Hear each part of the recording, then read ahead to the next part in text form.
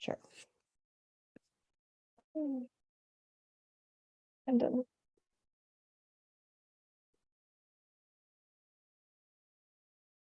sure. Okay, it's live on YouTube. Hi, everybody. We're get started in just a bit. This recording is going to be live streamed to YouTube, and we're going to record it. So just to let everybody know, and we'll try and get started within the next minute. Thank you so much for attending.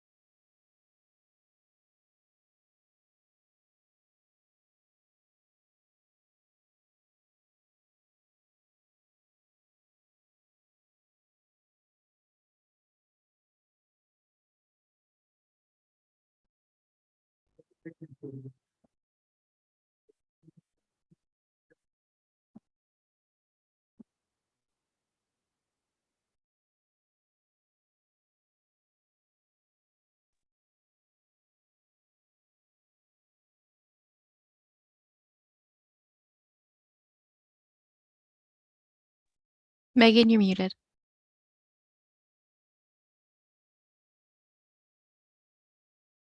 Cool. I just did my welcome. Thank you, everybody, for joining us today. I think I'm just gonna get started. Let's do it. So this is the first webinar in a 4-part series about creating accessible presentations. Today, we're just going to talk about getting started. My name is Megan Salmer. I am the Web and Usability Assistant at the National Network for Equitable Library Service, or NNELS, and I am a part of the Public Library Accessibility Resource Center, or PLARC project, which is Accessible Libraries, the website. Joining me today are two amazing, awesome testers at NNELS, Melody Shee and Toby Duggan. And they will be providing demonstrations later on in the presentation. I have a couple quick housekeeping rules, or not rules, but keeping notes before we get started. So this is being recorded and live streamed to YouTube. We have enabled the built-in Zoom captions if you would like to use them. We will have a short question period at the end of the presentation. So if you could hold your questions until then,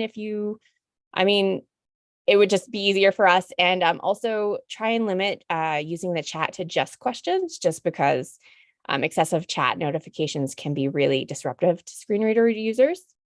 And we are going to stop the recordings before the question period. So there we go. So I'm going to start today with a land acknowledgement. Our presenters today come from across this land, living and working in what we now know as Canada.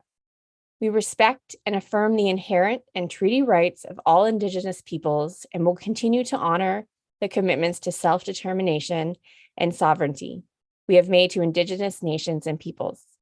We respectfully ask for you all to take a moment to acknowledge the lands on which you reside.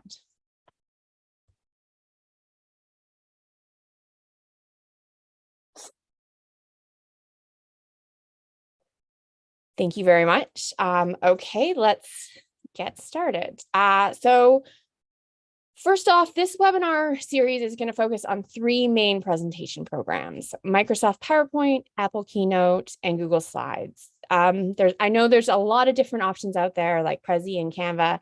We just won't have time to cover everything. However, the guidelines that we talk about in our presentations will be applicable to those other options.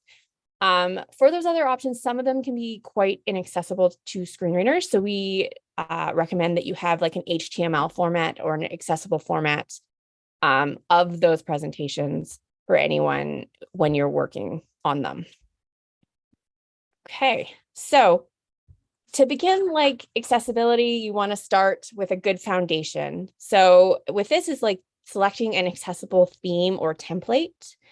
In PowerPoint, you can search for accessible templates, like universal presentation and geometric presentation are both accessible templates.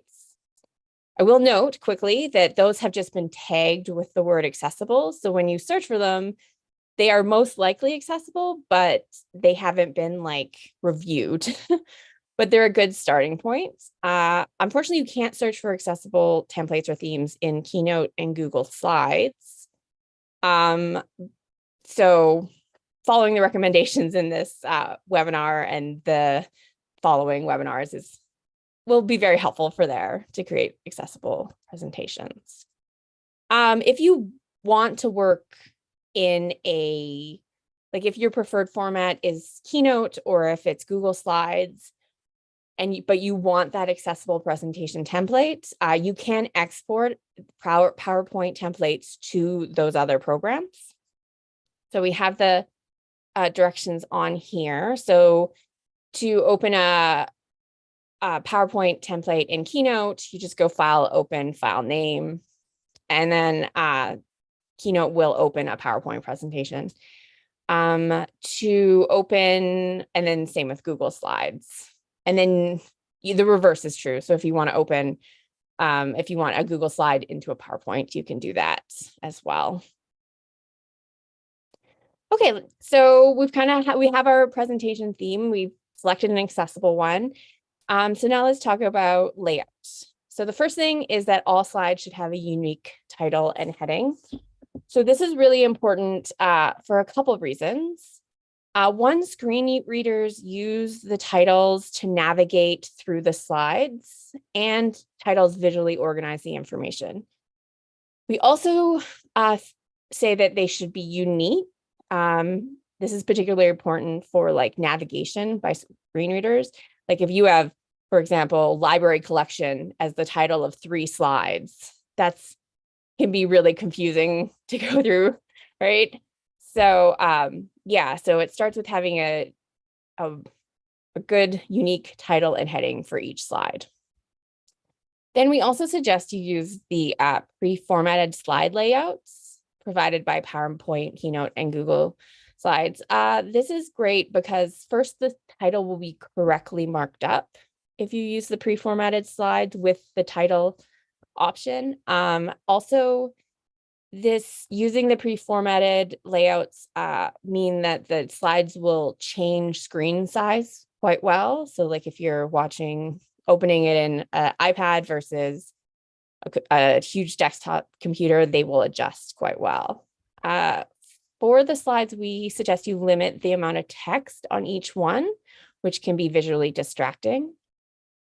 And for the last point, we're going to talk about it a little bit more next week, but you need to ensure that each slide, the reading order is correct. So for this example, when a reading order is incorrect, a screen reader will come to a slide and it can read like the page number or the slide number first, and then the text, and then the title, right? So that means that the reading order is not correctly formatted. We're going to talk about how to check that and fix that next week. All right, next up, color contrast. So you've got the layout down. Now, when you're picking your fonts, colors, and your background colors and your design, you want to consider color contrast. There should be a high color contrast in both the design and the presentation of the font. So the Web Content Accessibility Guidelines, or WCAG, state that the color contrast ratio should be at least 4.5 to 1. So the higher the contrast, the brighter, the better it is. The color contrast ratio is a measurement. It's calculated you compare the brightness or luminescence between 2 colors. So on this slide, it would be like the black of the fonts versus the white of the screen. And then you would compare those 2 colors And that's how you get the ratio. I'm not going to go into math because quite frankly, there's a reason why I'm not a math teacher. So, but that's just how it's figured out. So for example, like I just said, the black text on a white background is accessible. It actually has the highest color contrast ratio available at 21:1. But light gray text on a white background, depending on the gray that you've selected, it can have anywhere from like 1.3 to like 3. Like it's not very readable at all. So to determine what contrast ratio your slides have, you can, there's a bunch of checkers, like contrast checkers out there. So we've listed one URL, contrastchecker.com. WebAIM has a really good one. Yeah, there's a bunch out there. To use these, you need the hex codes of the presentation of the colors. And so I can just quickly talk about how you do that. Hit up my notes. So in PowerPoint, to check, say like, I'm just going to go through it with the font, but it's similar for all the different colors. I would select the font and then go up to the toolbar, and then in PowerPoint, you select more colors. And then if you're on a PC, a pop-up comes up and there's 2 tabs. If you select custom, that will give you the hex color of the font. It's a little bit lower in the pop-up. If you're on a Mac in PowerPoint, a pop-up will come out and you have to select the color slider option. And then from the drop-down menu, you have to select the RGB slider. And that will give you the hex code at the bottom of the pop-up there. In Google Slides, it's a little bit easier, one last step. So just select the text, go to the text colored icon on the toolbar, and then click on the custom option, and that will bring up the current hex code color of the font. And then in Keynote, it's kind of similar to how you check for the hex code in PowerPoint and on Mac. You click on the color wheel from the right toolbar, and you like for fonts, and then you select the color slider option, and then choose the RGB slider from the drop-down menu, and the hex code will be at the bottom. These instructions will be available in the checklist, Creating Accessible Presentations checklist, when it is up on Accessible Libraries. To continue with color really quickly, never use color alone to convey the meaning of text, of something in your text. So one option to fix this is also adding symbols. So for example, the number of books purchased in March 2022 is in purple and enclosed in asterisks. Now, this is important because color may not be easily seen by those with low vision and those who experience color blindness, and screen readers and braille displays do not automatically announce a color change. So you might indicate something's important, but that won't show up to people who use some assistive technologies. All right, sorry, I'm rushing through this. We've got a lot of information. So we've decided on the color of the font. Let's format it. So the big thing is use a really large font, as large as you can. So we recommend 20 points or larger. And this also helps with the information on the screen. Like if you're using a large font, you're not going to be able to have too much information on the screen. We suggest you use a sans serif font like Arial or Verdana. These are just a lot easier to read. They're less visually confusing when the serif isn't there. Ensure there's a lot of line spacing and a lot of white space. Limit or avoid the use of all caps, which can be really difficult to read. And then for the slides, we suggest aligning all the text to the left when possible, especially for large chunks. the other alignments just aren't as accessible for like a lot of information. If you want to center your title, that will be fine. But yeah, we suggest just defaulting to always aligning to the left. Okay, so we had the opportunity, this is awesome. We had our expert accessibility testers with lived experience of a disability share their thoughts on different font attributes in presentations. Sorry. We do note that these are just their experiences and opinions. And they do not speak for all people with disabilities, but there are commonalities between their recommendations and on how to make a great presentation. And we thought it would be really helpful. So much like the last screen, their preferences are to always use a sans serif font. The text should be as large as possible whenever, always. Use a regular or a bolded font when applicable. Toby's going to talk a little bit about that later. And use a white text or black. Use a white text on a black background or vice versa. All right, so we've got the layout, we've got the font. Now let's talk about writing the content very quickly. So just keep it simple, use plain and simple language in your presentation, avoid jargon, always spell out acronyms when you use them. So for example, when I was talking about the contrast ratio, I was also talking about the web content accessibility guidelines. And then I said WCAG, right? So just always do that first. Use an inclusive language. So use everyone instead of hey guys. And then determine the language preference of your audience. So for example, when talking about disabilities, we and Accessibility Libraries uses person first language, which emphasizes the person. So this would be like a person with a disability instead of identity first language, which for example, would be a dyslexic person.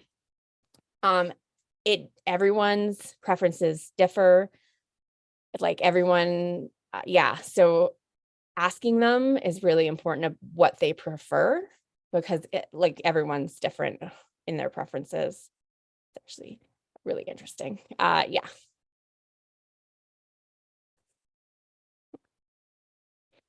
Okay, so with that simple and clear information that you have crafted, we suggest you use lists to organize it.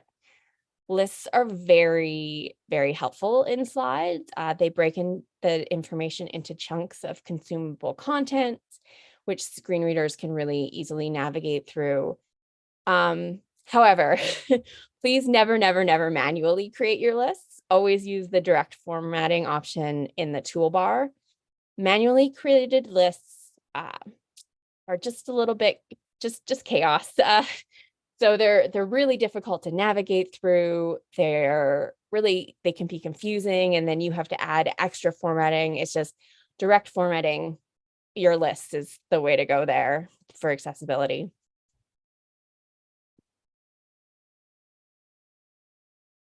Okay, so defining the languages of the text. Like this is if you're doing something in 2 languages, or if you have something like a quote that may be in French, for example, we suggest you define the language of that quote in this case. So text marked up by different languages will be recognized by screen readers and pronounced correctly. Excuse me.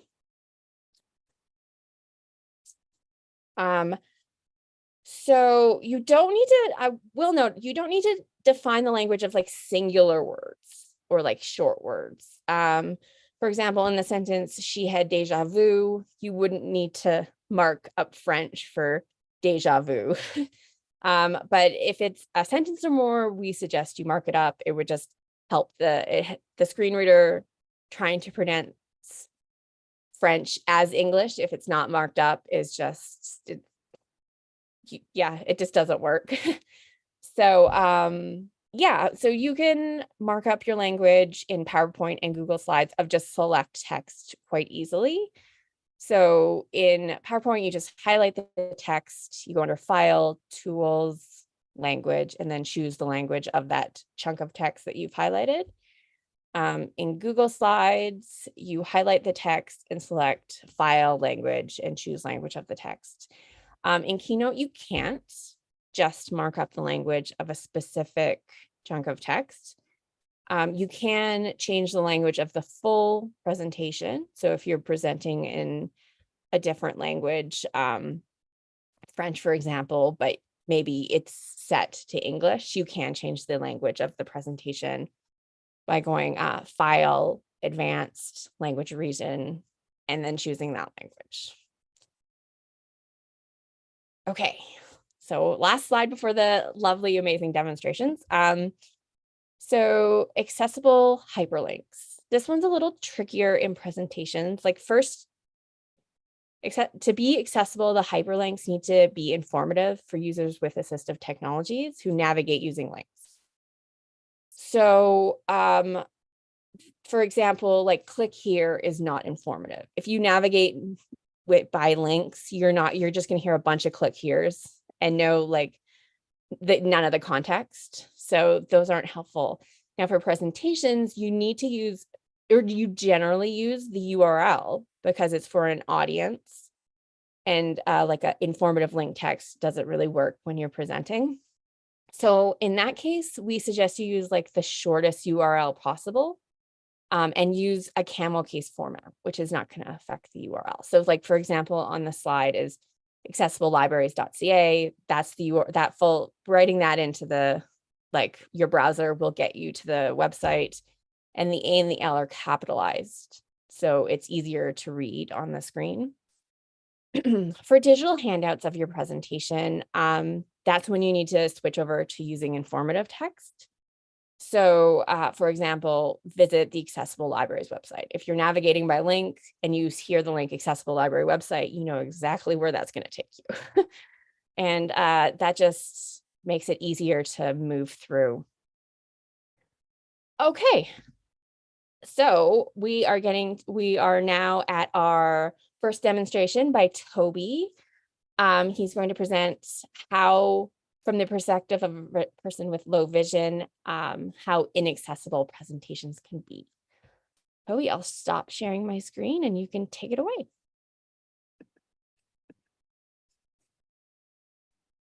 Hello. Thank you for joining me here.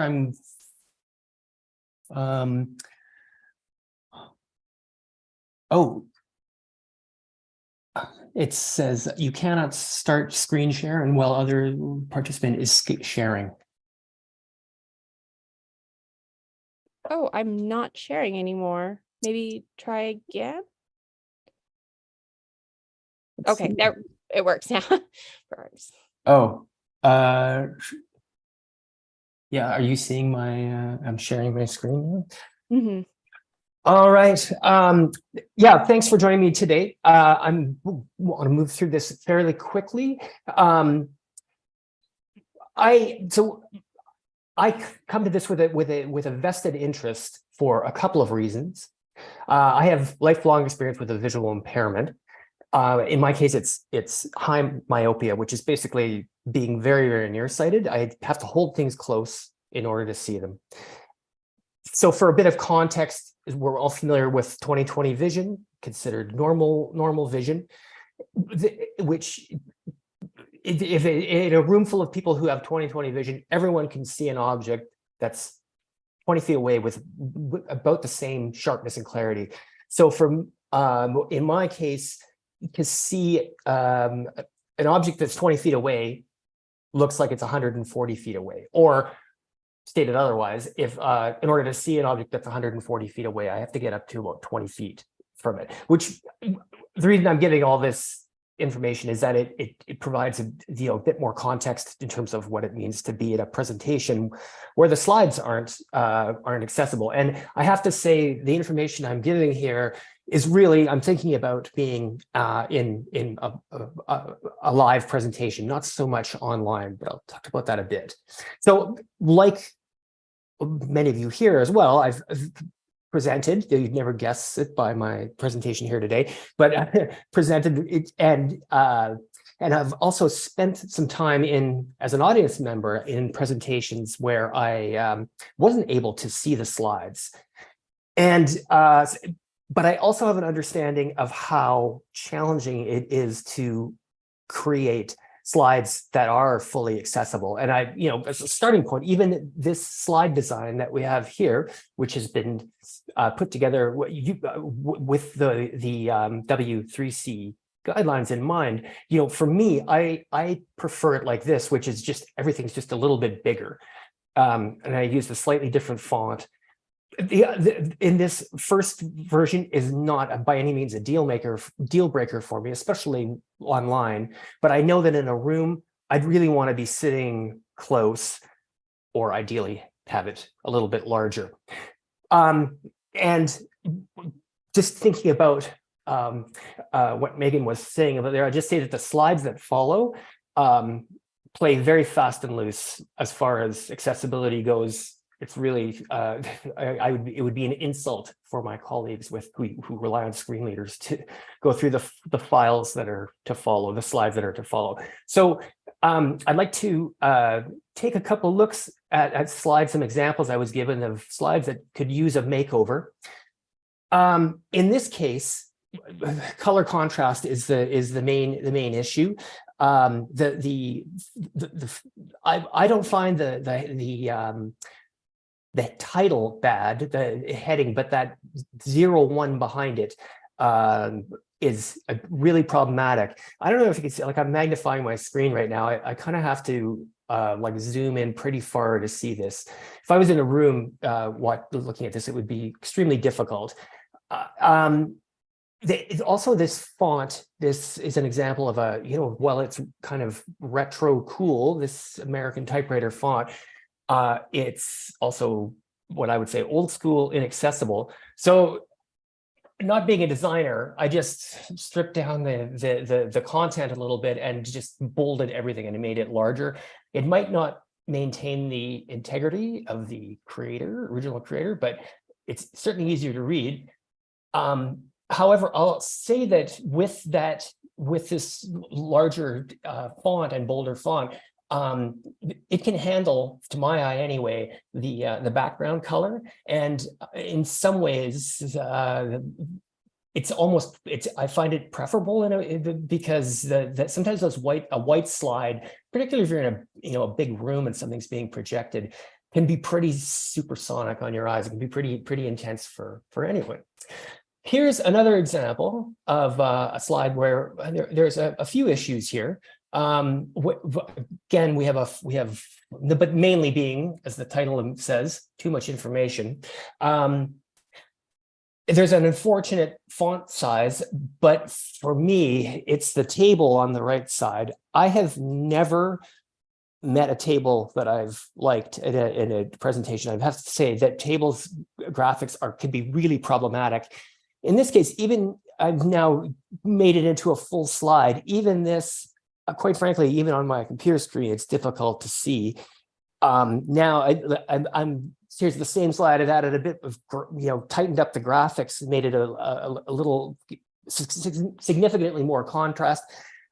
In a presentation, I might be able to see it, but my preference would be to have it as an electronic file. And this is like key to it being, having most inclusive and effective way to make a presentation accessible is to make sure that everyone can get the files in advance, which is a challenge. I was doing this to the last minute before meeting you people.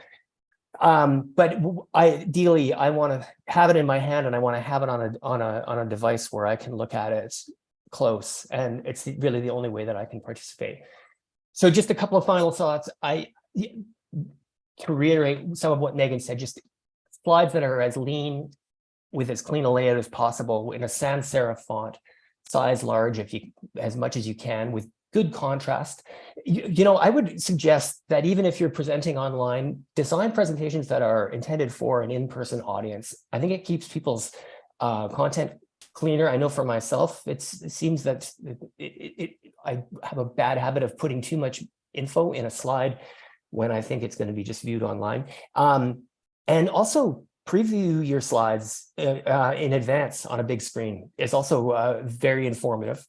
And yes, again, electronic handouts in advance, if at all possible, please, and thank you. That's all I had to share. Awesome. Thank you so much, Toby. Melody is now going to demonstrate how screen readers navigate through inaccessible and accessible presentation. Melody, if you want to share your screen. All right. So I'm going to share the sound as well, just so you have an idea of what is actually going on and what I'm hearing. Everyone able to hear and see my... Yeah. All right, cool. Yes. I'm also going to turn it down so then people can actually understand what is going on. PowerPoint slideshows Okay, participant. so I am now, I can see the slideshow. So first of all, a little bit about myself. My name is Melody, and I'm one of the tester at NNELS. And my vision is not measurable. I can see like I have light perception. I can see like if I'm just about to walk into a tree or a pole, I can't tell the difference which one is which, but yeah, I kind of have an idea something's right in front of my space.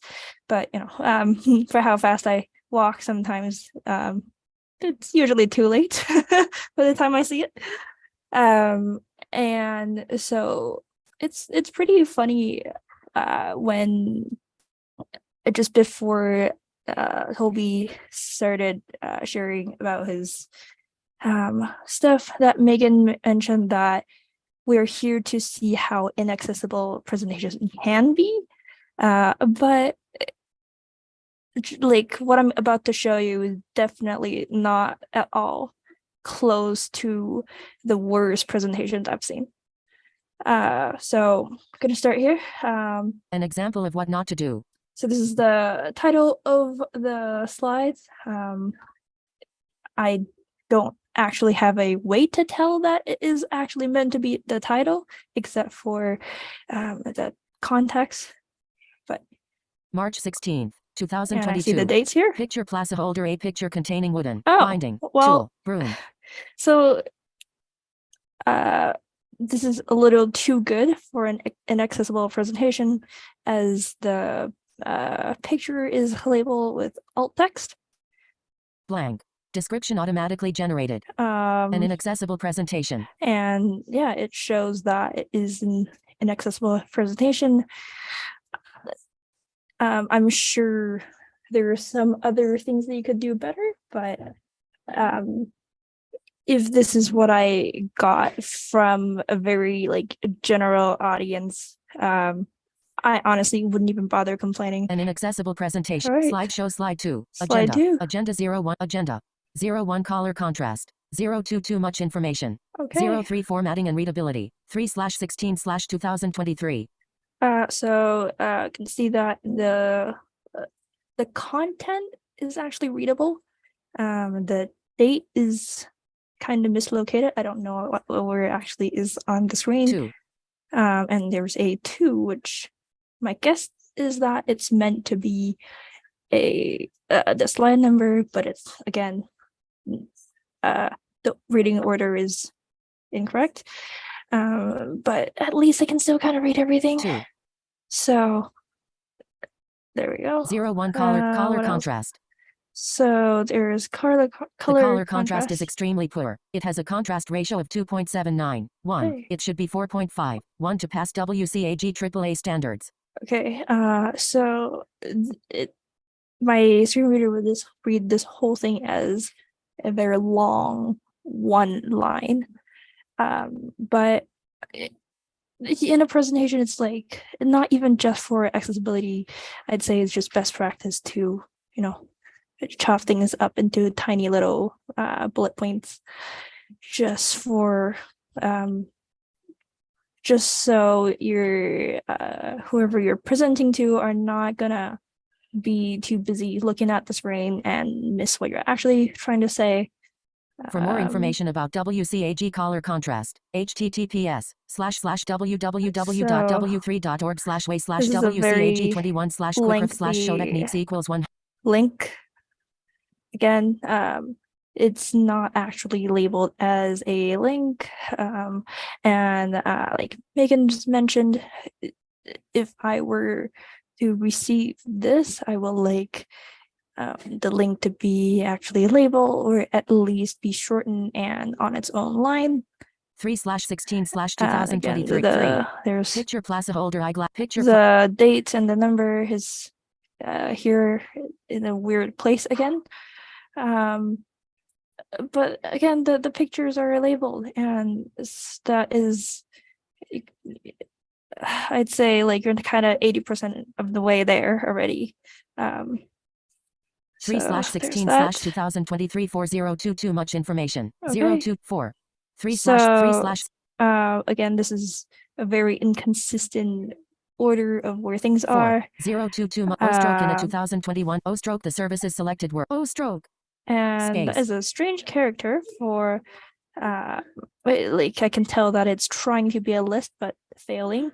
Again, like formats are there for a reason. Don't even try to Allison create Ball your has left. don't even try to like make your own thing. Like templates are there for good reasons, you don't need to be creative.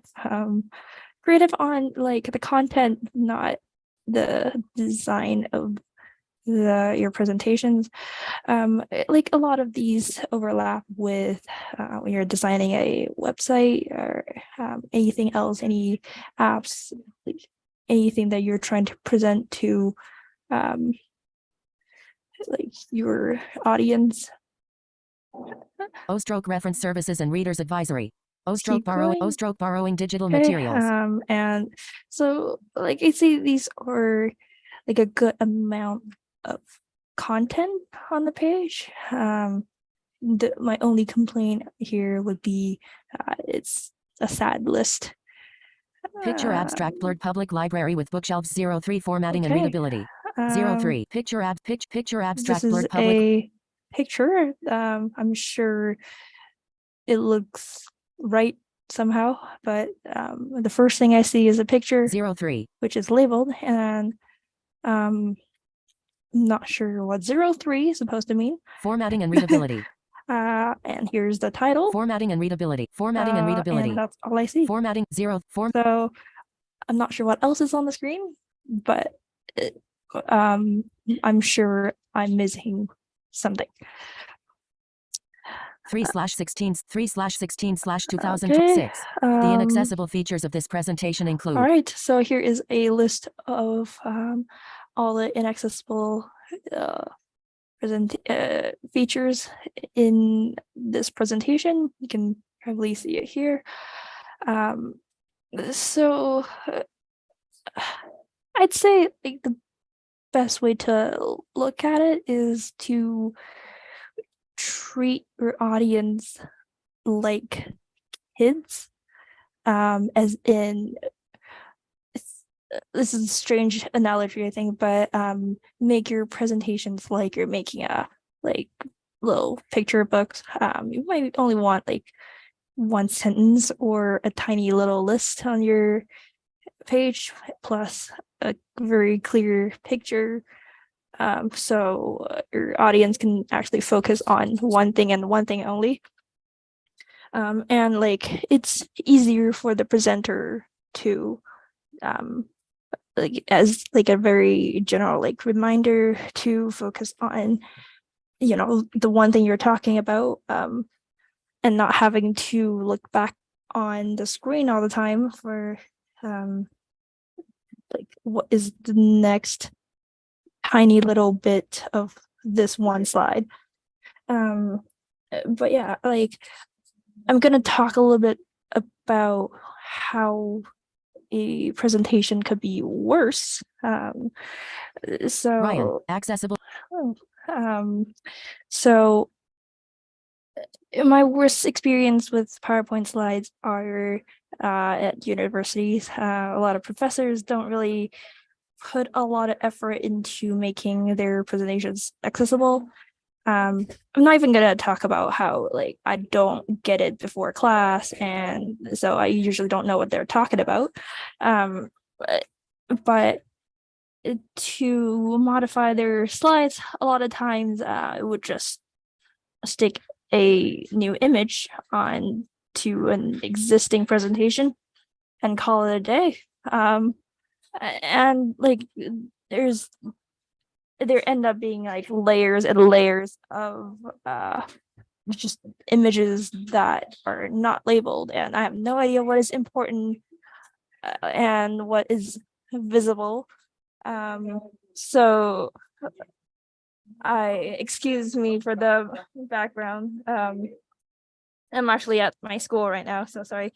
But a lot of times, like I don't even have a place to start looking. So that is basically all I have today. If you want to hear more of my complaints, come talk to me. And yeah, thank you very much. Thank you so much, Melody. I promise next time I'm going to try and make those slides as inaccessible as possible. So thank you so much. Oh, here. Did my thing stop? You're Very yeah. cool. Just quickly share the final. Okay, so thank you so much, everybody, for attending this webinar. We crammed a lot of information into the last 40 minutes. The next webinar, we're talking about presentation features and tools. And in that webinar, we'll talk a little bit more. We'll talk more about tables and reading order and handouts, accessible digital handouts of your presentation. So I think it's going to be a good one. So we hope you have a chance to join us. I'm going to stop all the recording.